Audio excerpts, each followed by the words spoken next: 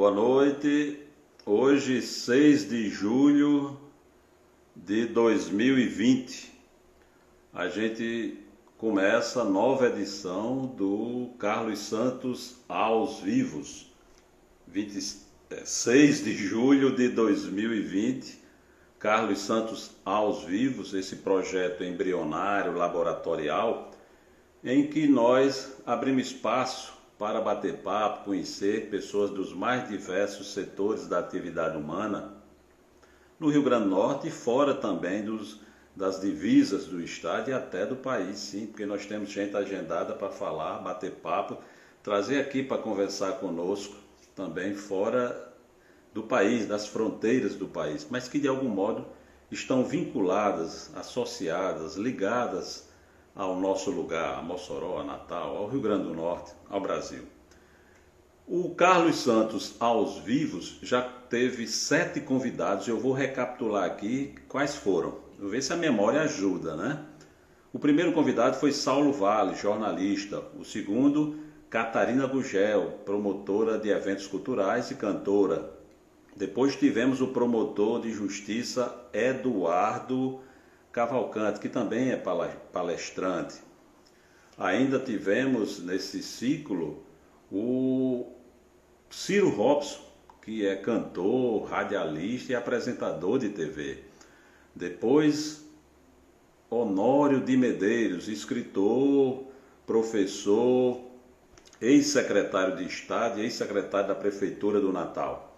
Tivemos também o professor, médico e escritor Francisco Edilson Leite Pinto Júnior. Além desses, tivemos na semana passada no Carlos Santos aos Vivos o padre e professor Charles Lamartine. Hoje o nosso convidado é um jornalista, fotojornalista, ativista social, uma pessoa que eu conheço há muito tempo, ainda da época do jornal impresso.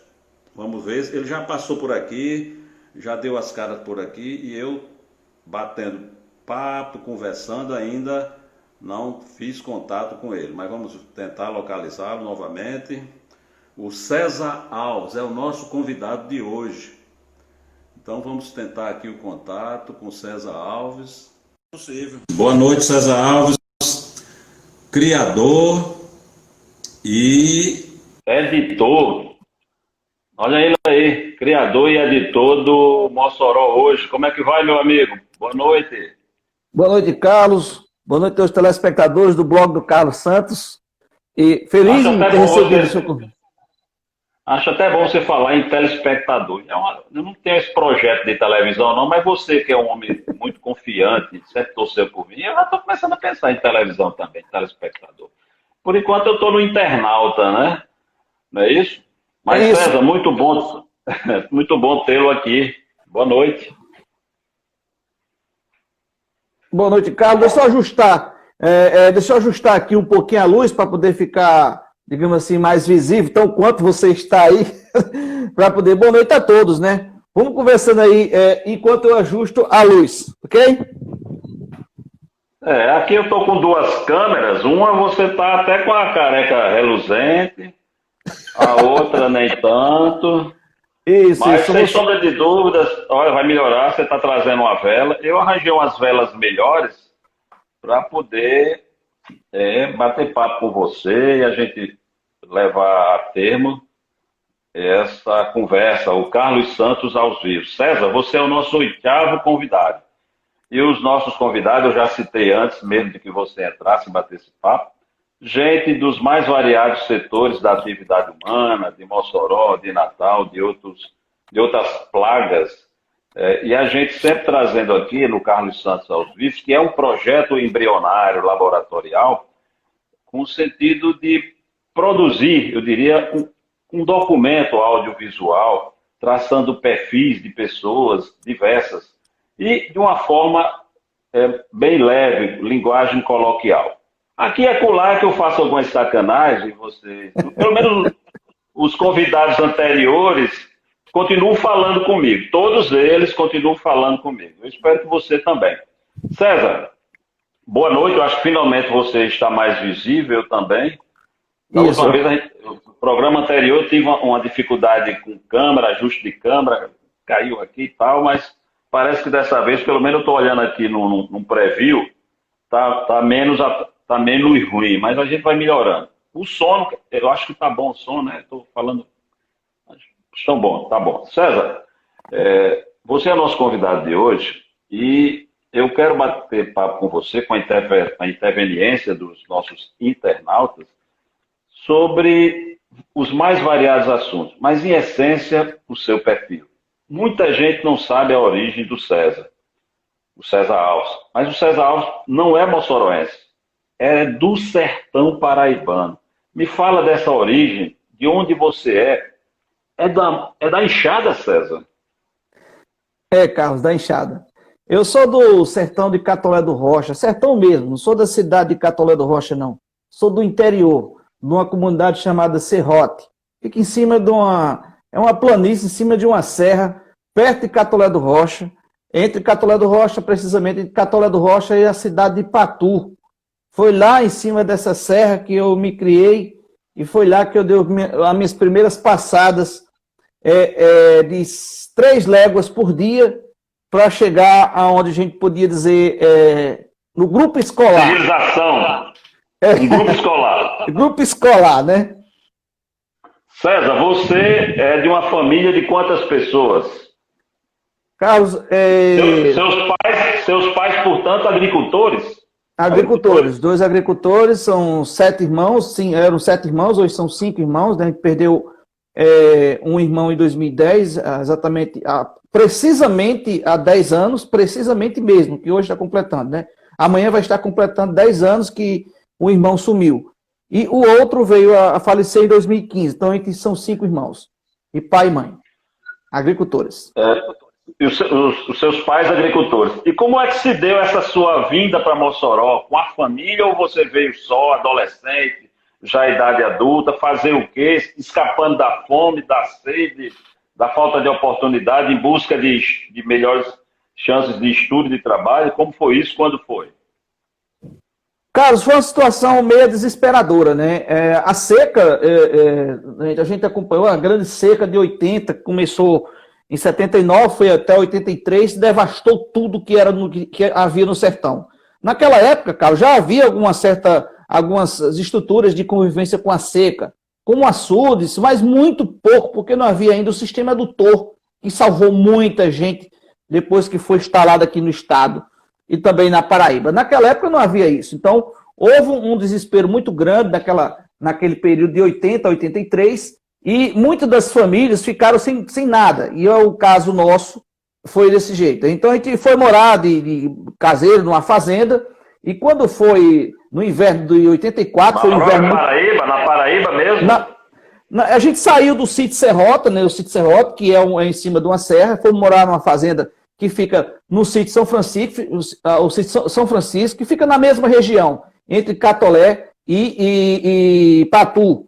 E lá, fica próximo do Olho d'Água dos Maia também, a origem dos Maias, os Maias mesmo, é o irmão de João Agripino Maia, que é José Sérgio Maia, mora lá, e tem o filho dele, que é Zezito Maia, que foi prefeito, tem o Lauro Maia, que já se faleceu, tem vários dos Maia. Então, a gente nasceu e se criou naquele pé de serra lá de São Francisco. Depois que a gente desceu da serra, devido à grande seca, a gente teve um inverno bom em 2004, entanto não era terra da gente, foi planta de meia, digamos assim.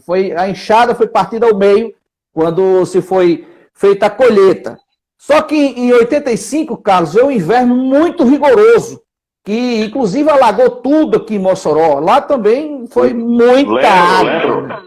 Muita água. Lembro. E terminou por, digamos assim, destruir o que era de safra, né? O que a gente poderia ter algum lucro. Você tem que idade, César? Carlos, eu sou de 73, né? Naquela época eu era pequenininho ainda, né? 12 anos. 12 anos. Vamos botar aqui 12, 13 anos. Eu estava nos meus 13 anos, e um irmão com 14 e outro com 11, né? E as minhas irmãs pequenininhas ainda. E quando terminou o inverno rigoroso, a safra que nós conseguimos era muito inferior ao necessário para a sobrevivência. E também havia também uma necessidade extrema de estudar, sabe? Estudar era para mim era base não, é tudo. E eu não tinha onde estudar lá, sabe? Não tinha onde estudar. E eu ficava agoniado com aquilo, e cobrando. E seus pais tinham pouca instrução, eram alfabetizados, eles viam o estudo como uma expectativa, uma possibilidade de salvação, de esperança? Sim, os meus pais viam dessa maneira, sim. Inclusive, eles fizeram de tudo para que a gente pudesse sair lá do sertão que a gente estava, pegasse o pau de arara e fosse estudar lá em Catolé do Rocha, que ficava lá próximo, né? Só que nesse mesmo ano, lá, eu aos 13 anos, não suportei isso aí, porque eu queria voltar um pouquinho. Quando eu tinha 12 anos, eu tive um sarampo que quase me matou. Então, eu perdi um ano de estudo. Eu fiquei 6 meses totalmente... Eu quase morro, vamos dizer assim, né? A doença daquela época quase que me matava. Um sarampo, né? Um sarampo. Por incrível que pareça, um sarampo quase que me matou. Aí eu perdi um ano. Então, quando foi 2 anos depois, eu 14 anos, desesperei para poder recuperar o ano perdido, porque eu nunca tinha perdido um ano, nunca tinha tirado nota baixa. E meu irmão mais velho me acompanhou. Então a gente meteu a mão nos peitos, um olhou um para o outro, não tinha mais para onde ir. Viemos aqui para Mossoró, para ter os avós maternos moravam aqui em Mossoró, e a gente veio para cá. E aqui a gente foi trabalhar com ele no centro de Mossoró, Carlos, embalando feira no antigo supermercado Pague Menos, que ficava ali na Meiriçá, não sei se você lembra, ao lado da Ciclopeças Eurides, eu não esqueço isso nunca. Né? Tinha aquela loja de bicicleta e tinha o Pague Menos, eu embalava feira ali, isso à tarde, porque de manhãzinha eu ia ajudar o meu avô numa banca de venda de banana, de frutas, que ficava ali no mercado público central. E ali foi onde a gente... externa. Hein? Na parte externa. Na parte externa. A gente botava a banca lá de manhãzinha. Só que logo no início, o meu avô já ia recomendando que aquilo não dava certo, que precisava que a gente tivesse uma estrutura maior e que a família precisava. Lá no sertão a gente ficava com aquela agonia maior do mundo, porque as irmãs pequenas lá no sertão, pai, mãe e tal, aquela coisa toda. Mas nós conseguimos ir montando a nossa própria barraca, digamos assim, a nossa própria tenda, nossa própria tábua. Comprava as bananas na Cobal e vendia lá no domingo. Eu nunca levei jeito para vender, Carlos. Quem vendia bem era meu irmão. Aí foi como a gente chegou a Mossoró e depois de uns 3, 4 meses nós conseguimos alguns recursos. E alugamos uma casa no Alberto Maranhão e aí foi como a gente conseguiu trazer nossos pais, as nossas irmãs aqui para Mossoró. E a questão de estudo, novas frentes de trabalho, porque nós vamos chegar rapidinho, até porque o tempo ruge, nesse ingresso seu no jornalismo e etc. Mas a questão de estudos, a presença de irmãos e irmãs, como foi isso? Quando chegou aqui foi uma dificuldade muito grande, a gente tinha que sobreviver com muito pouco, mas a gente já era acostumado com isso, não tinha nada dentro de casa, nada mesmo. Estou falando de não tinha sofá, não tinha geladeira, tinha uma rede, pronto, e a gente se virava. Os vizinhos ajudavam, e aqui a gente tem um agradecimento ao pai de Tião Couto, seu Carneirinho, que foi um cara muito humano e nos ajudou muito nisso. E a família de Tião na época, é bom que muita gente não sabe, eu conheço um pouco essa história que antecede muito a entrada de Tião na política e dessa ascensão dele nos negócios, uma família pobre, paupérrima, né? Isso, mas de um coração enorme, viu? Principalmente o seu Carneirinho, o pai dele. Ele que saiu muito cedo para ir trabalhar no mundo árabe e foi ganhar a vida... lá muito cedo, e ficou a mãe dele e o pai, seu Carneirinho, e a irmã Luciana. E eles nos ajudaram muito lá no início, e isso permitiu que a gente conseguisse trabalhar como podia durante o dia e à noite estudar. Principalmente eu, porque o meu irmão mais velho não tinha mais tanta aptidão para estudo, ele meio que desistiu, né? Mas eu não desisti, eu insisti, porque eu entendia já naquele momento, já tinha esse entendimento que não havia outro meio da gente, digamos assim, sair de um mundo de pobreza, de miséria, né? De sem ter nada, se não fosse através do estudo. Miséria mesmo. César, deixa eu falar aqui. Algumas pessoas estão entrando e fazendo intervenções, participando, colaborando conosco, porque o Carlos Santos ao Vivo é isso mesmo. É uma roda de bate-papo, com a linguagem coloquial, as pessoas não precisam rebuscar a linguagem, nenhum formalismo. É um espaço para a gente justamente conhecer melhor o convidado, bater papos, e todo mundo pode interagir. Vamos lá, algumas pessoas, César, que já estão aqui. Sérgio Fábio, boa noite aos amigos Carlos e César. Walter Júnior, o doce da mãe de César. Mas acho que é, na verdade, sua avó, né? É minha mãe mesmo, é a minha mãe. É sua mãe, né? É minha mãe, porque ela é o neto dela chama de vó da Isa. Então, o doce de leite da vó da Isa é muito bom. Já fez muito sucesso. Walter Júnior, médico, tá falando. Forte abraço para o. Da mãe de César não tem igual. Cecília Alves. Aí, mãe, vó da Isa, o doce da senhora é top. Jarbas Rocha é radialista, jornalista no Açu, da Princesa FM. Duas pessoas que eu admiro. Aos vivos, Rocha. Estamos vivos. Ciro Benavides, que é filho de Dr. Edgardo Benavides. Que homem, que história, Dr. Edgardo. Dois gigantes da comunicação, referências de solidariedade e amor ao próximo. Registro aqui minha admiração e bem-querer pelos dois. Eu nem deveria ter lido, Ciro. Que babação é essa? Coisa mais feia. Ciro é o cara que está no meu coração. Gente boa demais. Brincadeira. César, estudos e como aconteceu o jornalismo. Toda criança tem sonho. Eu falei aqui no programa anterior com o padre Charles Lamartine. Eu disse, padre Charles, quando as pessoas são crianças, elas sonham em ser policial, jogador de futebol, cantor, dançarino, essas coisas assim, mais de holofote e etc. Tem alguns encantamentos. Tem gente que sonha em ser padre e ele diz que sim. Mas olha bem, você tenha sonhos. Que sonhos uma criança pobre, praticamente sem alfabetização, na enxada, no sertão, com aquele sol abrasador. O sol da Paraíba parece que é muito mais próximo da gente do que o de Mossoró. Que sonhos você tinha quando criança e como ingressou no jornalismo? Olha, Carlos, a forma como eu ingressei no jornalismo foi um pouco interessante. Eu não entrei no jornalismo muito pensando em ganhar dinheiro ou fazer. Eu queria respeito. Eu queria que as pessoas olhassem para mim e me respeitassem. Me respeitassem como o que eu sou, pelo que eu faço e como eu faço. Mais na frente a gente pode falar mais sobre isso. Trabalhando lá na Avenida Verdura, a gente cresceu no negócio, passamos a trabalhar Décio Neves mandando um alô para nós. Décio Neves, radialista. Um forte abraço para da Polícia Federal. Isso. É um lutador, viu?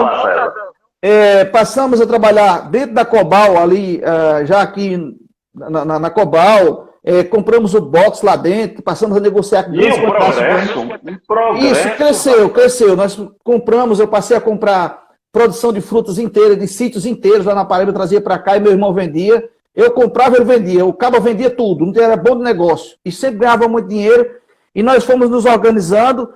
E só que chegou um momento que eu levei uma multa muito grande, porque eu comprei uma quantidade de feijão na Cibrazen, lá em Marizal, e trouxe para Mossoró para meu pai, e meu pai já estava vendendo com ele, a família já estava quase todo mundo vendendo. E quando eu cheguei aqui em Mossoró, eu levei uma multa da Receita Federal enorme, que o lucro que a gente conseguia não deu para pagar nem a multa com essa carrada de feijão. Então a gente meio que desistiu. E Carlos, a gente já tinha até uma certa experiência de fazer queijo, né? Lidar com leite, a gente passou a fazer isso, eu passei a vender leite numa bicicleta, depois eu deixei isso e fui trabalhar de garçom com um tio meu, e desse período lá eu tive um desentendimento dentro de casa, e saí de casa, eu não nego isso, sou muito claro com isso com quem me pergunta, fui morar, dormia na casa de uma tia minha, às vezes não dormia lá, às vezes dormia na rua mesmo, E de modo que continuei estudando, estudava durante o dia no museu, ali perto da Cobal, e à noite eu me virava. Eu ia dormir na casa da minha tia, na área lá, ou dormia lá pela rua mesmo.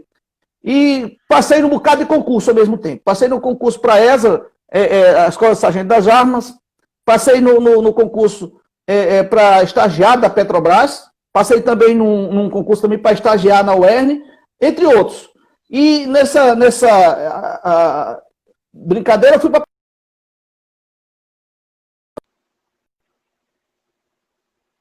da demissão em 95, fizeram o enxugamento da máquina e eu fui no pacote.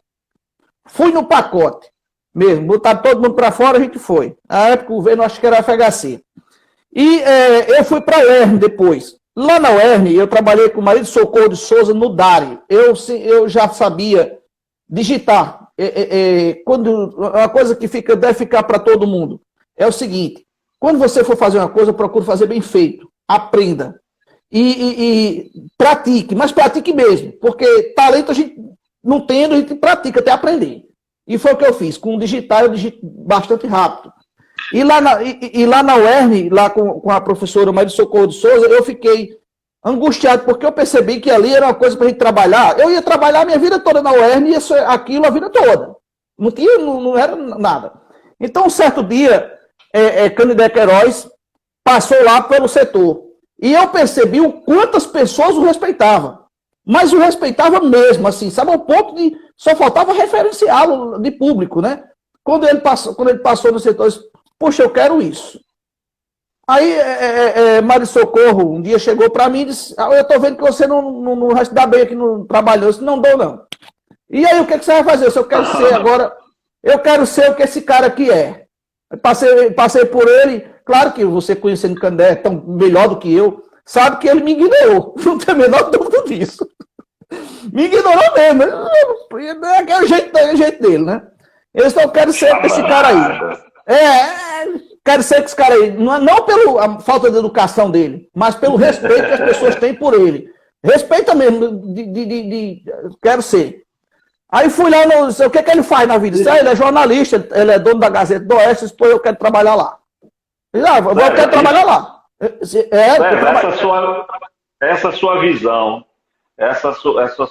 tinha muito a ver com a baixa estima de um jovem vindo do sertão, sem oportunidade, tentando vencer. Tinha muito a ver com isso, não?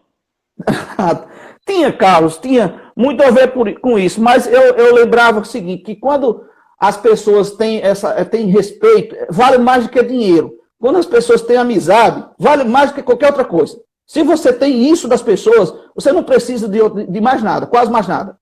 É só o seu esforço. Deixa eu lhe falar aqui de outras pessoas que estão participando. Vamos lá? Mais alguns amigos, mais alguns internautas. Vamos lá, falar quem são eles. Nilcilene Cardoso. Adoro escutar a história das pessoas que têm superação e de uma forma simples venceram na vida. Jabas Rocha de novo. Que história linda, meu amigo César. Muito bonita, Jabas. Wilson Cabral. Boa noite, amigo Carlos Santos e César. Eulson Lacerda, meu irmão Eulson Lacerda. Abraço aos dois amigos. Professor Carlos Oliveira, jornalista, advogado, amigo nosso. Boa noite, abraço para os colegas. Alan Maico, meu filho. Boa noite, meu rei. Mais uma segunda aqui, aos vivos. Aos vivos.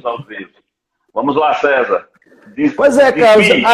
Aí decidi trabalhar na Gazeta.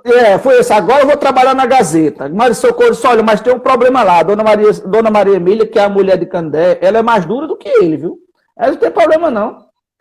Olha, eu vou lá. Cheguei lá, e Maria Emília, bichinho, tem trepé pra você aqui, não. Aí eu disse, mas olha, se for preciso, eu lavo, eu passo pano, eu digito, eu faço o que você tiver para fazer aqui. Eu faço o que tiver. Ela disse, não tem emprego para você aqui, não. E eu fiquei, no segundo dia, fui de novo lá para a porta. Disse, não, tem não. No terceiro dia, fui de novo. No quarto dia, fui de novo. Eu disse, rapaz, esse negócio vai dar certo, não. Aí eu fiz o seguinte. Eu prestei atenção como é que acontecia o trabalho lá dentro. Sabe como é que acontecia o trabalho lá dentro? Para contextualizar para todo mundo, quem estava como chefe de redação era Carlos Santos. Mas Carlos Santos não sabia dessa minha existência lá fora do jornal, atrás de emprego do jornal. Então, o que eu fiz para poder o pessoal do jornal me conhecer? Eu prestei atenção na movimentação deles. Se eles saíam para almoçar, eu prestava atenção onde? Se saíam para fazer uma diversão, eu prestava atenção onde? Então, eu descobri que a galera da Gazeta jogava bola no campo do SESI. O que eu fiz? Comprei uma chuteira. O diretor de redação, Carlos Santos, com suas canelas de talo de coentro, não jogava. Mas Augusto jogava, Terceiro jogava, Genê jogava, a galera da piscina jogava lá. Eu nunca era escalado, eu não sei o que é. Nilton Baresi com aquela pose de cadeira. Parece. Pois fui para lá pro SESI, quando cheguei lá, fiquei lá no banco, disse, rapaz, você sabe jogar de quê? Você está pensando que eu jogo de quê? Na zaga, no ataque, só basta você me dizer que eu estou entrando. Caso eu não sabia jogar como eu não sei jogar até hoje. Não sabia jogar nada. Mas entrei em campo lá e fui fazendo amizade e fui dizendo, olha, eu quero trabalhar na Gazeta, quando alguém tiver uma vaguinha lá, eu entro lá. Aí um disse para mim, rapaz, você sabe fazer o quê? O que é que você quer que eu aprenda para fazer lá? Não me interessa, só você dizer. E quando foi um dia, a Nilton chegou para mim e disse, César, rapaz, eu acho que nós vamos... César, é bom que a gente contextualize que José Nilton Silva, que a gente conhece como Nilton Baresi, isso, que é um zagueiro suburbano mundialmente desconhecido, né? Mas mundialmente desconhecido mesmo. Né? Mas ele não aceita. Não. Era diretor de comercial do Gazeta do Oeste. Isso por volta de 94, 95, né? 95, Carlos. Isso foi no mês de janeiro de 95, início do inverno. Aí ele disse, olha, mas a gente vai precisar lá de uma vaga para fotógrafo. Quando saiu do racha, não fui nem em casa. Não, fui lá em Glênio CD, que ficava ali perto do antigo Pax, comprei uma câmera Love, daquelas que não presta nem para jogar no lixo, que é para não fazer muito, mas eu comprei, porque eu não sabia, vou aprender a fotografar. Comprei um filme, fui lá e fiz um bocado de foto na cidade e tal. Eu acho que das 36 fotos que eu tirei, eu acho que uma ou duas prestaram. Por aí. É bom a gente contextualizar. Hoje a gente pega um smartphone, tira 1.200 fotos, não tem problema. Naquela época você tinha o filme da foto, né? Na verdade, eu comprei o 35mm colorido, ainda já na loja, só fiz colocar na câmera, né? Não foi aquele pouquinho antes, não. Mas na Gazeta, era isso que você está falando, que é o que eu vou entrar agora, né? E aí eu fui lá, tirei as fotos, quando foi no dia da minha apresentação, que era na segunda-feira. Isso foi uma sexta, segunda-feira eu cheguei lá no jornal, me apresentei para Vossa Excelência. Lá você olhou para mim e disse... Sim, você só olhou para mim e disse, olha, senta aí que vai aparecer alguma coisa. Aí apareceu uma senhora lá para fazer uma denúncia, você disse, faça foto e acompanha aqui o nosso saudoso Raimundo. Raimundo Nunes, que ele vai lhe dar umas dicas de como você pode fazer revelação e tal. Aí, essa foto que eu fiz lá na hora, eu fiz com a câmera do Raimundo, obviamente o Raimundo já estava dando uns toques para mim, e eu atento lá, fiz a foto, fui lá no laboratório, e Raimundo, claro, experiente como ele sempre foi, me pediu para mim fazer 5 chapas, porque ele disse que havia o risco das 5 não prestar, mas mesmo assim fiz essas 5 era para garantir, né? Fui lá no laboratório, fiz a revelação junto com ele dessa foto. Agora a gente já pode dizer que naquela época a fotografia não era como a gente é hoje, chega no celular, facilmente faz milhares de fotos, bota a cor para cá, cor para ali, uma árvore para cá, um brilho para cá, não existia nada disso. Naquela época você tinha que pegar o filme, numa lata, um rolo de 200 metros, rebobinar dentro do magazine daqueles de 35mm, fazia lá uma conta imaginária de 40 chapas, botava para dentro do magazine, depois você colocava na câmera e fazia foto. É tudo? Não. Ia para dentro do laboratório, depois tirava foto, tinha o ampliador, tinha o Dectol, tinha o D76 e tinha o fixador. E tinha a bandeja de água para lavar. E aí a gente foi lá componentes químicos que determinariam o resultado final da foto que seria levada à impressão e finalmente às mãos do leitor. Primeiro para a mão do editor, que dava uma olhada, depois levava para o diagramador, que dava uma arrumada, né, Carlos? E aí levava para o chapeiro, a chapa, né? E fizemos isso, fizemos essa foto. Depois lá eu fui lá todo animado entregar a foto. Eu lembro que você olhou e olhou para mim, olhou para a foto, olhou para mim assim, vai, porque não tem outra.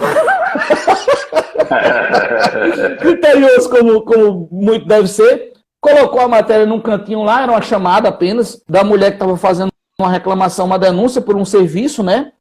Bom, Carlos, aí foi aquilo, né? Dentro de pouco tempo eu percebi que havia necessidade de haver uma aprimoração no serviço de fotografia do jornal, porque fora do jornal já era uma coisa bem mais moderna, com revelador, com tudo. Então eu mesmo tratei de estudar e chegar para Candé Queiroz, na época que era o dono do jornal, e dizer para ele que aquele sistema de fotografia dele era uma bosta, tinha que ser renovado, e ele foi lá e deu uma renovada, comprou novas câmeras, e etc, etc, etc. E isso também, eu trabalhando lá no jornal, eu passei a ter gosto por aquela questão da fotografia, e ter gosto mesmo, né, de fotografar com firmeza. Se eu trabalhava amanhã no jornal, à tarde eu ia procurar outra coisa para fotografar. Casamento, aniversário, o que tivesse pela frente eu estava topando para fotografar. Do casamento de Zuzu, em Ipanema, para o aniversário de Dona Maria, aqui em Mossoró, eu rolava tudo. O que tinha para fazer, eu fazia. Com dois sentidos. Aprendizado, César, com dois sentidos. O do aprendizado e começar também a faturar para suplementar a sua remuneração, seu salário. A remuneração que a Gazeta pagava era muito pouca, né? Muito pouca mesmo, e por fora eu também ganhava muito pouco, porque quase tudo que eu ganhava não dava nem para pagar as despesas, porque fotografia sempre foi muito caro. Como eu era iniciante, não podia ganhar muito, tinha que cobrar baixo, que era para poder ter mercado. Mas, na verdade, Bateu arrependimento ou não? Bateu um arrependimento, uma vontade de desistir, voltar a vender fruta, ir para o R, fazer concurso? Não. De jeito nenhum, porque aquilo ali, eu via que era um mercado que, quanto mais eu aprendia, mais tinha que aprender. Então é meio que viciante, Carlos. Você, quando lê um livro bom, você quer ler 2, 3, 4 e vai. É mais ou menos isso. Então, eu segui essa maratona de aprendizagem. Eu acho que em 6 meses eu já estava dominando a câmera e os filmes, e começando a dominar a luz, começando a dominar a questão do enquadramento, a questão da profundidade. Heloísa Helena, que é a produtora do Carlos Santos aos vivos, dizendo aqui, fui sua aluna no curso de fotografia na APAI e aprendi muito. Obrigado. Carla Nayara, Ângelo, Giovanni, ótimo trabalho que você faz. Pois é, Carlos, aí daí eu passei a fazer fotografia, começou a aparecer algumas fotos de aniversário, pessoas de 15 anos, e essas fotos de 15 anos terminaram caindo na mão de Jorge Azevedo, que trabalha com moda, e eu acho que menos de um ano depois, acho que no final de 95, isso já faz alguns anos, né? Que bem claro, alguns anos, já me tornei um fotógrafo. Do século passado, viu? Do século passado. No século passado. Então, já me tornei também um fotógrafo de fazer as fotos de moda, né? Para a página de moda da Domingo, do Gazeta do Oeste. Completamente, César, não vou exagerar, porque você entende de foto bem mais. Não é que seja completamente diferente do fotojornalístico. Inclusive, a foto de moda, ela pode ser usada no jornalismo, ela é parte, uma extensão do fotojornalismo. Mas o fotojornalismo, em sua essência, você saltou para outra esfera, com outras peculiaridades, muitas diferenças, muito detalhismo, muito sentido de ângulo, de expressões, muito diferente, né? Principalmente de expressões, Carlos. Quando eu percebi que o que estava faltando era o seguinte, quando eu saía com um jornalista experiente, como eu saía com você, porque você é mais difícil sair, porque você trabalha com a questão mais de observação da cena, e era mais difícil fazer foto para você. Mas quando eu saía com Pedro Carlos, quando eu saía com o próprio Isaías Garcia, que era o Shaolin, né, fazia a página de polícia, ou como saía com os outros, eu percebi a necessidade de se produzir uma imagem, Carlos, que tivesse uma história. E como contar uma história não é só uma imagem, isso não é fácil. Mas se a gente procurar colocar uma expressão que diga uma dor que a pessoa está sentindo, ou uma alegria que a pessoa está sentindo, ou qualquer outro sentimento que a pessoa esteja... Ou seja, coloque aquilo na fotografia, mas também coloque com graciosidade, sem aquela questão de colocar uma foto no primeiro plano e ao fundo as imagens, sujando a imagem. Então tem que ter uma profundidade de campo boa, tem que ter um fundo de imagem limpo, né, que possa permitir uma boa, digamos assim, um bom contraste naquele foco principal. De tal modo, quando começou a chegar essas imagens na Gazeta, eu lembro que uma certa vez eu cheguei de uma viagem à cidade de Currais Novos, eu acho que foi com o Newton, né, que eu viajei naquela época, e publicamos a fotografia. Quando o editor, na época, eu não lembro quem que estava editando a página, ele olhou e disse: rapaz, essa foto aqui inverteu tudo, tira tudo que está de texto aqui, vamos botar só essa foto, porque ela está passando exatamente a mensagem. O jornalismo, César, o jornalismo tem muito disso. Às vezes o repórter vai para a rua com uma pauta e volta com outra. Às vezes o fotógrafo vai com a pauta e encontra outra. O editor, o diretor de redação, prepara a capa de um jeito, ele direciona, ele tem uma ideia de como a capa vai sair, e uma foto muda tudo. Uma visão diferenciada do repórter que esteve na rua muda tudo. Às vezes você pede para o repórter para cobrir um evento, dizendo a ele que vai acontecer isso, que está acontecendo aquilo. Ele chega lá e diz: não, eu encontrei outra situação, então muda tudo. Acho que uma parte do jornalismo ela é muito interessante, por isso, porque todo dia é um dia diferente. E cada pauta, por mais que seja igual do dia anterior, é diferente. Não tem como ser igual. É impossível, né? Você bota o texto igual, mas quando chega no local, a pauta está diferente. Não tem como ser diferente. Ser igual. De modo que no outro dia, quando a foto foi publicada, Dorian Jorge Freire me chamou, querendo saber se eu conseguia colocar um conceito naquela foto. Eu cheguei lá e disse, ele, com aquele jeito já meio enrolado de falar, pediu que eu dissesse por que fiz aquela foto. Eu disse: eu fiz porque achei o fundo assim, tal, porque tinha uma luminosidade boa assim, o enquadramento estava muito bom. Não era a pauta que nós fomos fazer lá na cidade. Lembra, a pauta era água. E essa era uma família inteira se retirando de uma cidade para outra a pé, pela BR. Uma imagem assim, espetacular. A imagem com profundidade. Isso, mas de uma mensagem entre o plano e o fundo. Isso, mas de uma mensagem, Carlos, para aquela época, espetacular.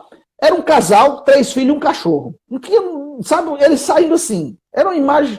E ele perguntou 3 vezes. César, de algum modo, a reprodução dessa foto, com o seu relato, eu não estou vendo a foto, mas ela me remete a um clássico da nossa literatura, que é o Vidas Secas. Graciliano Ramos. Graciliano, Fabiano, a cachorra baleia, a família retirante. Isso. Eu acho que de algum modo houve uma sintonia com a literatura, né? E um pouco também de José Lins do Rego, Carlos. Um pouco também de José Lins do Rego. Então, ele disse: vai embora, vai embora. Aquele jeito dele, você sabe como é que é, vai embora, vai embora. Foi embora. No outro dia, volta. Aí eu cheguei lá e: por que tu fez essa foto? Eu quero saber por quê. Por quê? Aí eu fui e disse de novo: olha, porque o enquadramento assim, cala a boca, não tem sentido, não tem sentido. Tu faz uma foto espetacular e não sabe explicar por quê. A zoada dele.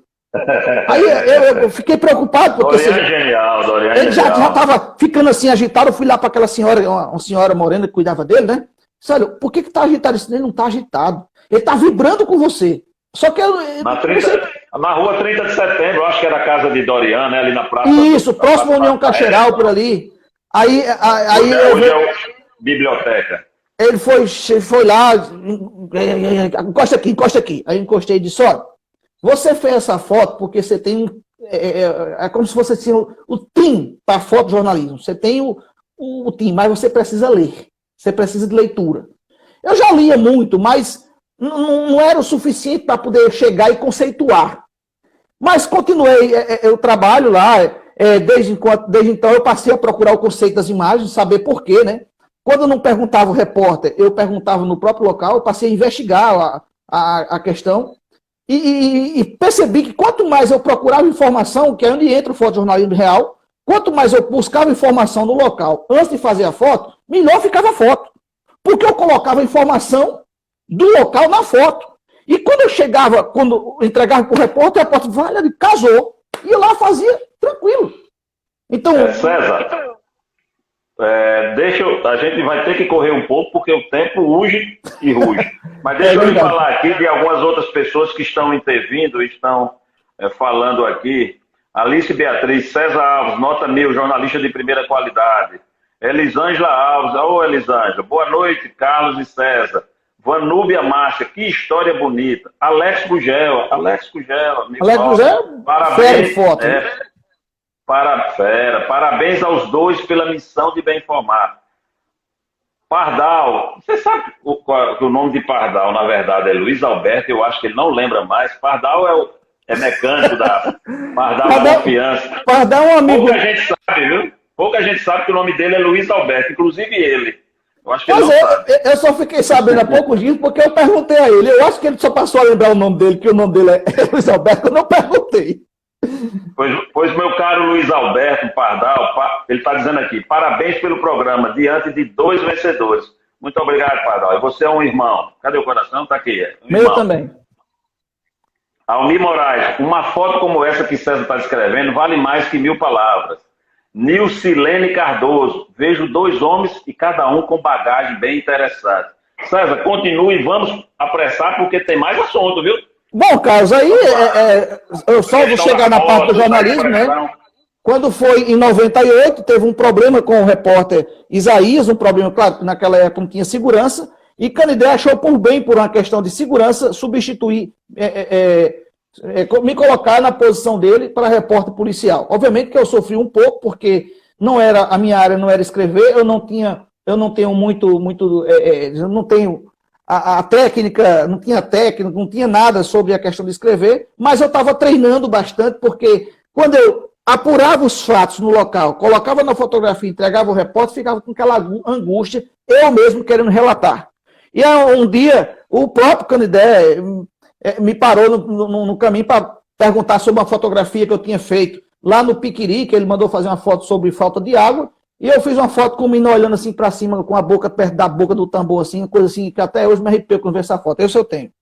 Quando ele viu, ele me parou no caminho, eu quero saber por que você fez essa foto, claro que eu já tinha levado o Carol de manhã, expliquei para ele, né? E aí ele me disse que queria que eu passasse a escrever e a treinar. Eu escrevia, quando chegava lá, eu jogava no lixo, escrevia de novo, jogava no lixo. Foi muitas vezes que eu fiz isso, e depois que eu não aprendi alguma coisa, foi que eu percebi que, na verdade, ele estava me ensinando. César, a propósito dessa técnica essa pedagogia de amassar a lauda e jogar no lixo, eu me recordo muito de Roberto Guedes no jornal 2 Pontos. Ele era o zero e vezeiro disso. Roberto Guedes, meu amigo Roberto. Era a cara dele. Aí passei a ler muito as crônicas de Vicente Cerejo, que creio que você concorda que é genial. Passei muito genial. A ler também do Nobre que você acabou de falar aí também, que também tinha coluna dele nos jornais, a gente acompanhava. Roberto Guedes, é uma coluna enorme, parece que é uma máquina de escrever aquele homem quando começava a escrever. É impressionante. Eu escrevo um texto de uma lá, eu escrevia 3. Então, eu passei então a escrever, entrei no jornalismo em 98, e desde então a gente foi aí, digamos assim, crescendo. Avançando. Vamos avançar aqui, vamos avançar. Nós estamos correndo contra o tempo aqui. César, você é um homem que tem formação acadêmica, inclusive no próprio jornalismo. Prova de que você, nascido no sertão, na enxada, vendendo frutas, na rua, em calçada de mercado e com outras atividades, foi vencendo, e a gente sabe que vencer é uma atividade diária. Você formou-se em jornalismo, você é jornalista derivado da UERN, e eu quero que você me resuma o ingresso na UERN, a formação científica, o surgimento da ideia do Mossoró hoje, o case que eu acho que inicialmente você teve como editor do blog do Evânio Araújo, advogado Evânio Araújo. Eu acho que foi uma experiência também interessante. Foi, sim. Que você desse um resumo sobre isso. Muito bem, Carlos. Carlos, em 2000, há 20 anos, obviamente, um fotojornalista de grande renome, de renome internacional, chamado Flávio Rodrigues, me apresentou a grandes outros fotógrafos que eu também já estava conhecendo na época, como, eu posso dizer aqui, o Salgado. Foram muitos feras que eu conheci da fotografia naquela época, 98, 99. Então, eu a conheci através do Flávio Rodrigues. E ele me pediu para fazer um conjunto de fotos, eu fiz, ele disse, César, pare de fazer foto. Você precisa parar de fazer foto. Por quê? Você precisa ler. Você precisa ler mais. Você precisa estudar. Você precisa fazer uma faculdade. Pare de fotografar. É um crime uma pessoa com teu talento, sem saber ler, interpretar e colar. Mas, vamos, eu já estou escrevendo aqui a página de polícia, pare com isso também. Vai ler, eu quero você lendo mais, porque não tem como a gente suportar ver você fazendo isso sem poder dar sequência. Mas eu não parei, não, de fotografar. Eu apenas parei de fotografar, digamos assim, como eu vinha no ritmo anterior. O ritmo anterior é o seguinte, de manhãzinha eu fotografava a polícia, de tarde eu fotografava a moda. E à noite eu fotografava o que tinha. Então, de 2000 até 2004, eu devo ter lido aí uns 30 livros. Antes, eu gostaria de dizer que tem, entre muitas histórias, uma que envolveu o nosso grande amigo, Inácio Rodrigues, que está aqui nos assistindo também. Inácio mandando um abraço. Inácio Rodrigues, delegado da Polícia Civil para o interior, governo Fátima. Ele está dizendo aqui, grande César, conheci-o no comecinho da carreira, cresceu demais. É verdade, Inácio. Um abraço, Inácio. Pois é, aí... Em 2004, 2005, surgiu a Faculdade de Jornalismo aqui em Mossoró. Claro que eu me preparei para entrar na faculdade. Não estudei para passar, eu estudei como passar. Não foi para passar, foi como passar. Passei em primeiro lugar. E entrei, fiz o curso, não perdi uma disciplina do começo ao final.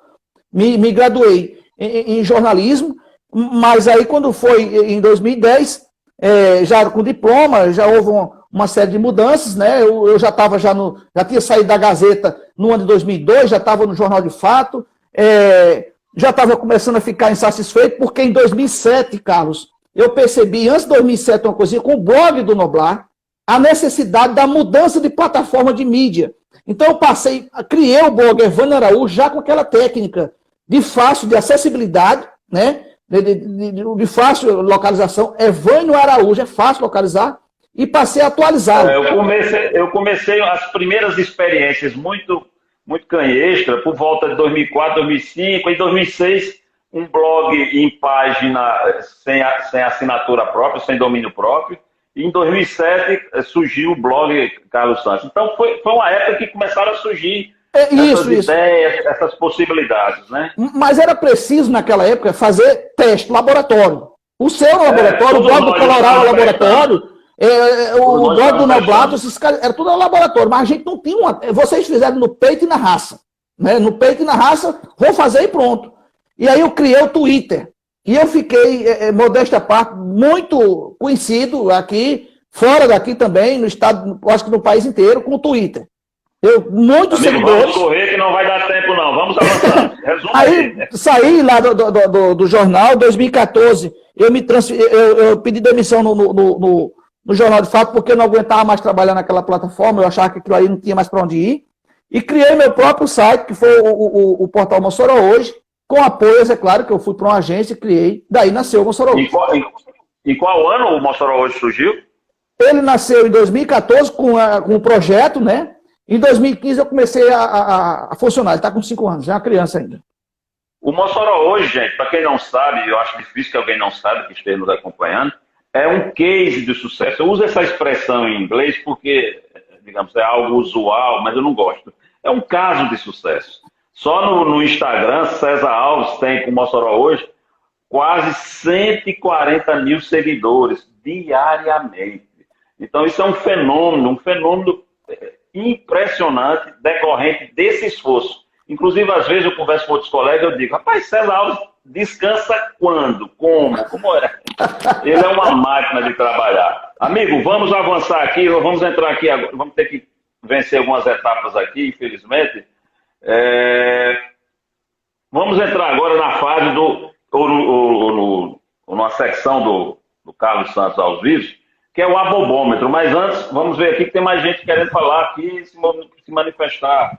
Lúcio Pereira, boa noite, uma pena, cheguei tarde, mas um abraço. Lúcio, amanhã, daqui a pouco, estará no ar todo o conteúdo, dá para você acompanhar. E amanhã em outras plataformas. César, vamos para o abobômetro. O abobômetro é uma máquina que eu comprei da NASA e ela serve para que nós dois, eu e o convidado, possamos produzir abobrinhas em quantidade e em escala industrial. Eu vou fazendo perguntas rápidas e você vai respondendo rapidamente, tá certo? Ok. Vamos lá. Primeira, deixa eu olhar aqui meu script, meu roteiro. Porque eu tenho produção, gente. Isso aqui é uma coisa séria, né? A gente leva aqui meio lúdico, mas é coisa séria. César, quando você faz live no Instagram, ou edita mais uma matéria? Eu gravo uma live no Instagram. Seu descanso é trabalhar? Não, eu gravo a live no Instagram, é verdade. Eu suspeitei desde o princípio, eu vi, César. Se você fosse viver hoje da fotografia, que clique gostaria de fazer? Um nu artístico ou final da Copa do Mundo de futebol? Nem faria o nu, nem o final da Copa do Mundo do futebol, fotografia do Brasil. Cor mais linda que existe do mundo. Ah, tá certo. Me diga uma coisa. Uma qualidade que você tem como profissional que a maioria de nós, da mídia, não tem. Carlos, eu não sei. Vou mentir? Tá certo, tá certo. Tem gente mais ruim do que falta de fôlego nesse meio? Tem. É aquele que tira o fôlego. É verdade. Bom, eu sei que você tem uma terrinha no sertão. Eu sei que você tem uma terrinha no sertão. Essa terrinha é para voltar a plantar ou para renascer da terra? Ainda estou pensando. Ainda está pensando. Mas que a terrinha existe, viu? Eu já descobri. Polícia para quem precisa de polícia. César Alves, quem precisa de polícia? Carlos, eu prefiro pensar o seguinte, não era para nós precisarmos de polícia, era para nós vivermos em paz, uma pessoa com a outra, e a polícia não ser necessária. Mas o quadro que nós estamos vivendo hoje, quem precisa de polícia é a massa que está, digamos assim, nas regiões periféricas das cidades, nos grandes centros. Essa sim é o cidadão que está mais precisando, não é nem digamos assim, de polícia como um todo, é de segurança como um todo. Porque segurança pública não é somente, Carlos, polícia na rua. Segurança começa com a família, passa pela educação, igreja, e quando esses setores falham, é que chama a polícia. É porque pensa-se muito nisso. Um forte abraço aqui para o meu amigo Simplício, dizer para ele que aqui em Mossoró, hoje o clima estava tão gostoso quanto em Alagoas. Tá bom. César Alves, gente, muitos não sabem, mas ele é hoje uma das referências no Rio Grande do Norte para a imprensa nacional. Muitas reportagens que vocês terminam vendo no plano nacional, em Rede Record e outras grandes estruturas de comunicação, tem César Alves como referência. Ele é procurado para ser uma espécie de batedor, né? Ranger. Pois é, Carlos. De referência. Isso é muito interessante. César, pode falar, acho que ainda dá tempo. Esse que você está falando aí faz todo sentido. Agora, há pouco tempo teve aqui em Mossoró, Daniel Rodrigues, no New York Times. Nós fizemos uma matéria bastante longa a respeito da epidemia de homicídios aqui na região. Teve também aqui na região Nordeste, teve aqui em Mossoró, Luiz Carlos Azenha, que eu queria muito ter lhe apresentado para ter um papo com ele, porque é um cara que é altamente... A gente conversa na próxima, Azenha, daqui a pouco está voltando. César?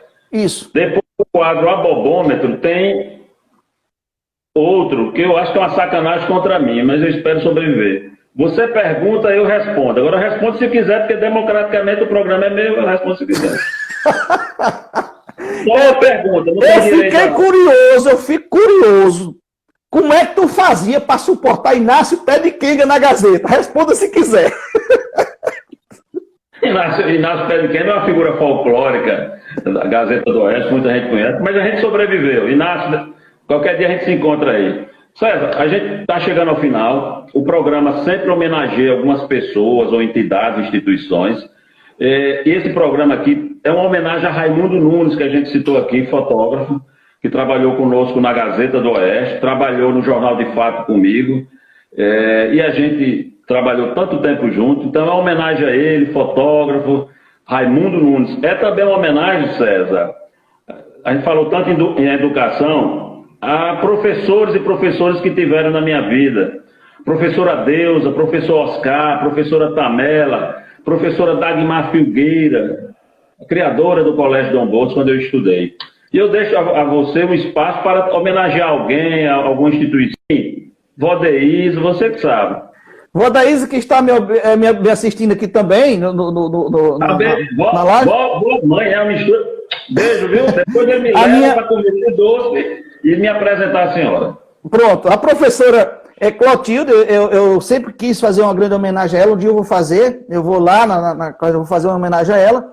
E, Carlos, a Pedrosa, o professor Pedrosa, que foi meu professor e meu grande incentivador no Eliseu Viana, ele era também professor da UFESA, infelizmente os bandidos tiraram a vida dele. Lembrando aqui também de Claudino, ex-policial, fotógrafo, trabalhou também com Claudino. E nesse caso do professor Pedrosa, por indicação, pedido pessoal meu ao ex-governo aqui do estado, foi colocado o nome dele naquela escola técnica ali no bairro Feio Gugel. Esse eu já fiz a homenagem, mas sempre que posso, eu gosto de homenagear, porque ele foi um grande incentivador aqui em Mossoró da minha vida. Meu querido, muito obrigado por sua participação. Muito obrigado, Carlos Santos, aos vivos. Eu que agradeço e poder ter um papo sério, um papo divertido com você aqui nessa noite. Aos vivos! Aos vivos! Valeu, pessoal. Um abração. Até outra oportunidade. Tchau. Próxima segunda tem mais. Valeu, César.